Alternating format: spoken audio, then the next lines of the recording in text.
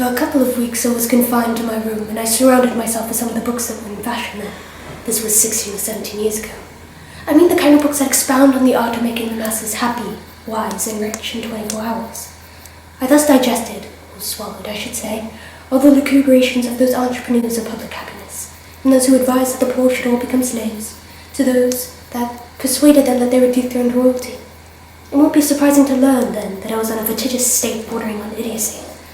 Yet it seemed to me that I sensed, buried somewhere in the depths of my intellect, the obscure gem of an idea that was superior to the whole dictionary of old wives' formulas that I had just read through. But it was only the idea of an idea, something infinitely vague, and I went out enormously thirsty, because an impassioned taste for bad readings engenders a proportionate need for open air and cool drinks. As I was about to enter a tavern, a beggar held out his hat to me with one of those unforgettable gazes that could overturn thrones, if mine could move matter, or if the hypnotist's eye could ripen grapes. At the same time, I heard a voice whispering at my ear, a voice I recognized perfectly well. It was the voice of the good angel, or good demon, who always accompanies me. Since Socrates had his good demon, why shouldn't I have my good angel? And why shouldn't I, like Socrates, have the honor of obtaining my own certificate of insanity, signed by the subtle lute or the sagacious Baudelaire? But there is only one difference between Socrates' demon and mine. His only manifested itself to him in order to forbid, to warn, to prevent, while mine condescends to counsel, to suggest, to persuade. Poor Socrates only had a prohibiting demon. Mine is a great affirmer, a demon of action, a demon of combat. Now my demon whispered to me, the only man who is the equal of another is the one who proves it, and the only man who is worthy of liberty is the man who knows how to take it. Immediately, I jumped on the beggar. With one punch I blackened one of his eyes, which in a second swelled up like a ball.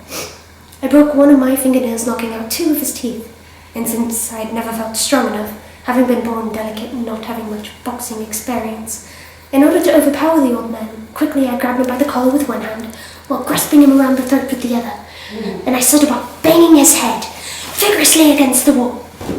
I must admit, before all this I had cast a quick glance around the area, and that I had verified that in this empty suburb where I found myself, I would be safe for quite a while from any policeman.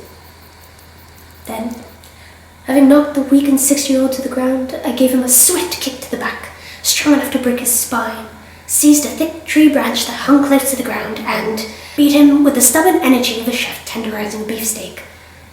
Suddenly, oh miracle, oh joy of the philosopher verifying his excellence of his theory, I saw this antique carcass turn itself round and attack me with the energy I would never have suspected in such a broken-down machine. And, with a look of hatred that seemed me to augur well, the decrepit old rogue threw himself on me, blackened both of my eyes and knocked out 4 of my teeth, and with the same tree branch, beat me flatter than plaster. With my strong medicine, I had thus given him back both his pride and his life. Then I made vigorous signs to lead him to understand that I considered our discussion concluded, and pulling myself to my feet with all the satisfaction of a sophist at the portico, I said to him, Monsieur, you are my equal.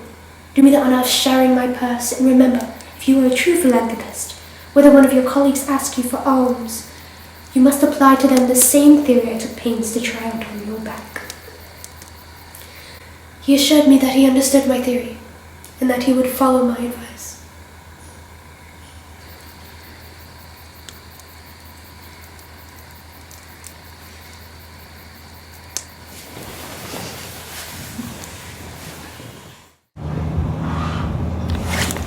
So I'm just gonna